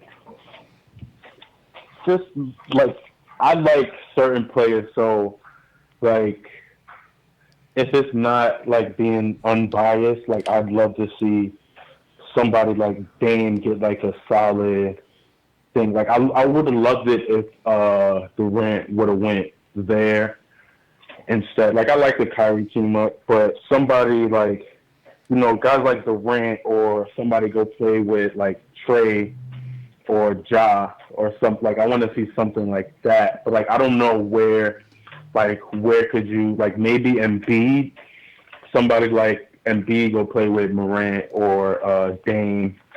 That would be, like, a game changer.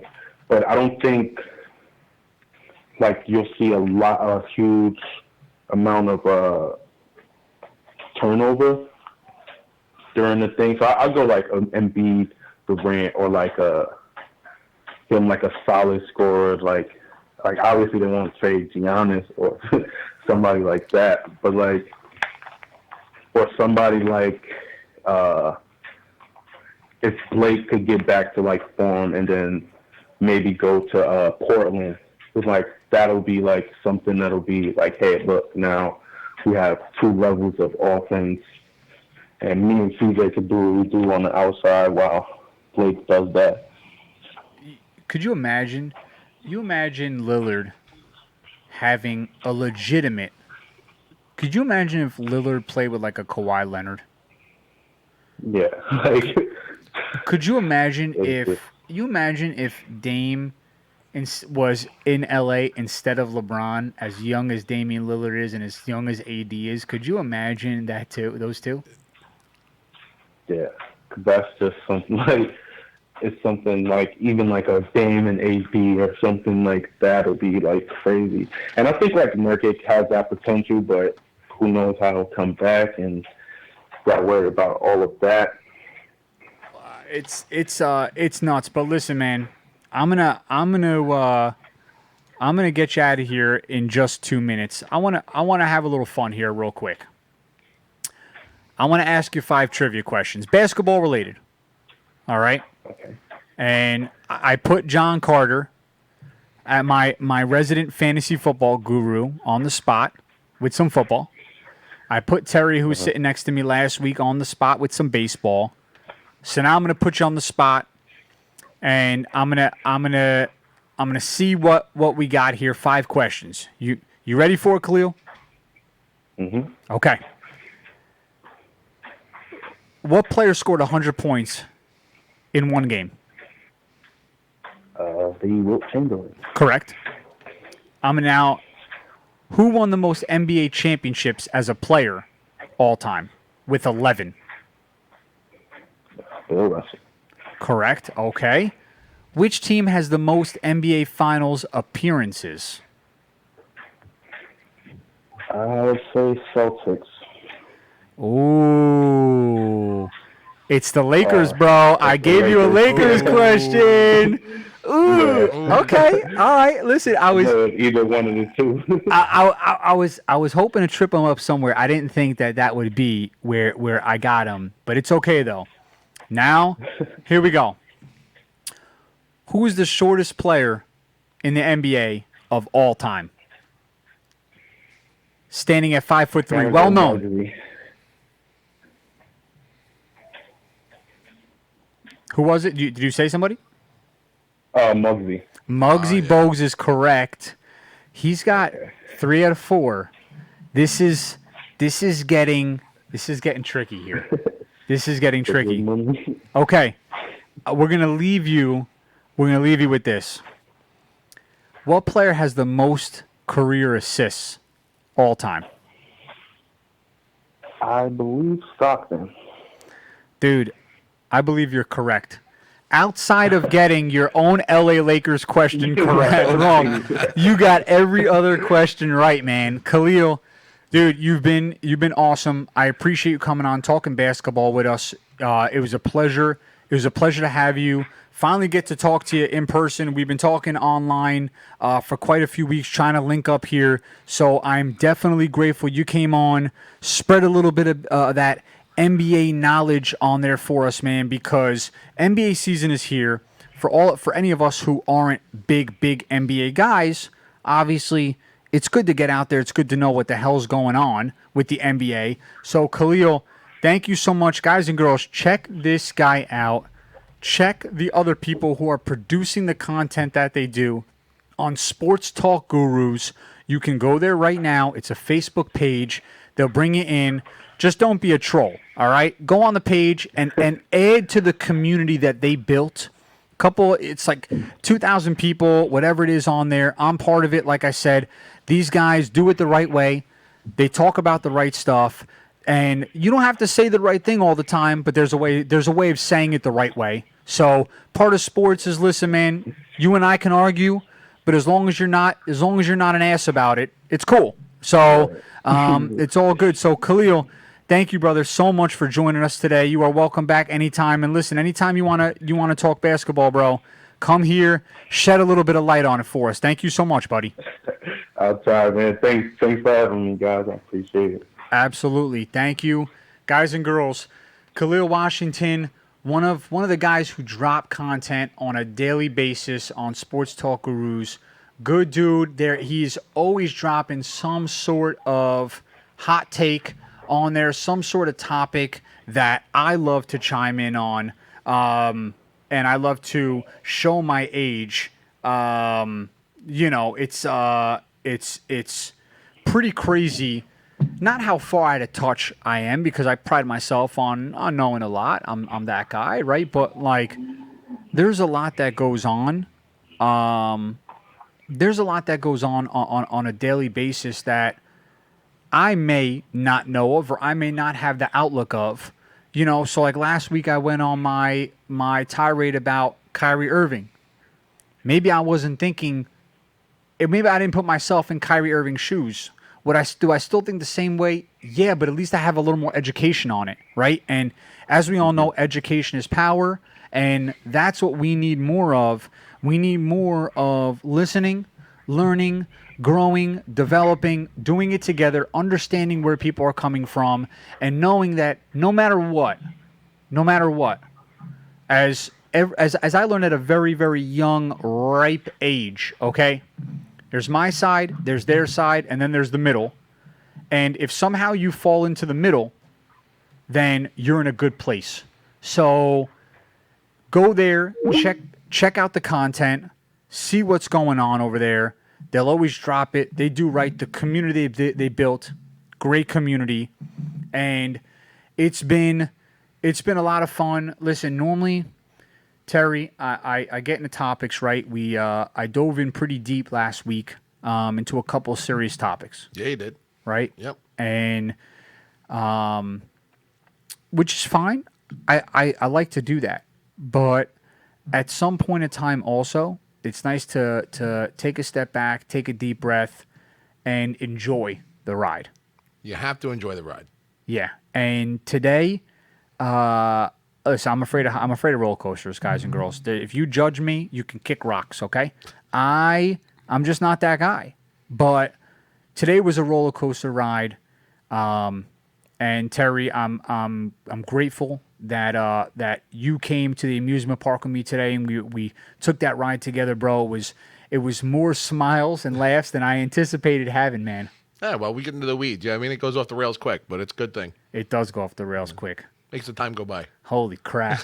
I mean, it's the things that went through my mind at some point. I'm just thinking to myself, like, dude, I could veer so far off the road with this one. Just have to bring that back in, you know? Reel it back just in. Got to bring it back in. It's amazing that people use the fishing lure as like a symbol for reeling back in, right? Because it makes sense. But I don't fish either, so it's really weird because I'm not going to be fishing anything in anytime soon. But guys and girls, listen, we had KALIEL Washington just now.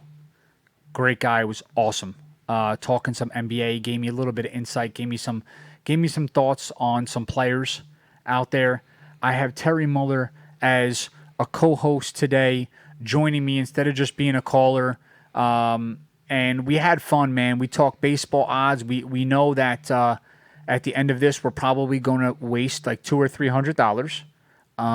It's more than that. It's most certainly more than that. It's more than that. So we're semi-degenerates, and we realize that now. And well, we realized that before, but are we just expressing this? We're accepting it. We're accepting. We're just being accepting. We're accepting. Yep, that's it. Wow. Okay.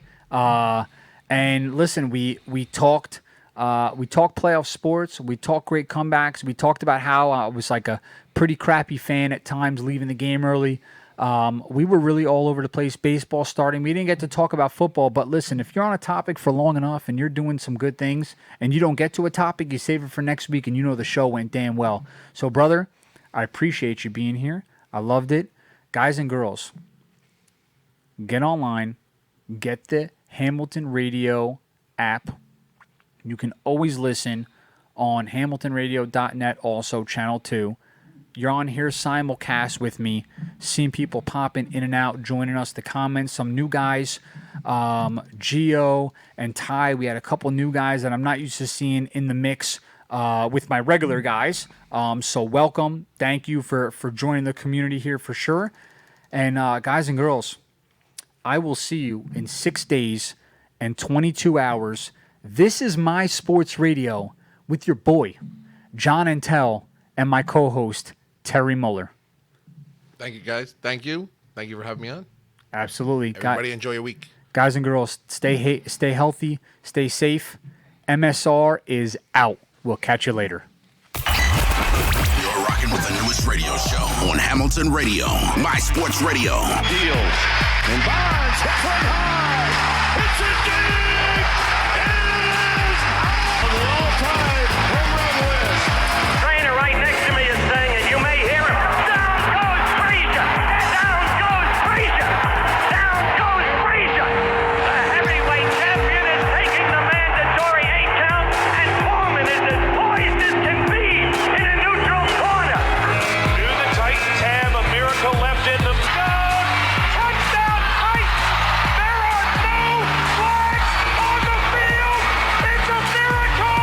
Tennessee has pulled a miracle. My Sports Radio. And here's your host, Sean Intel.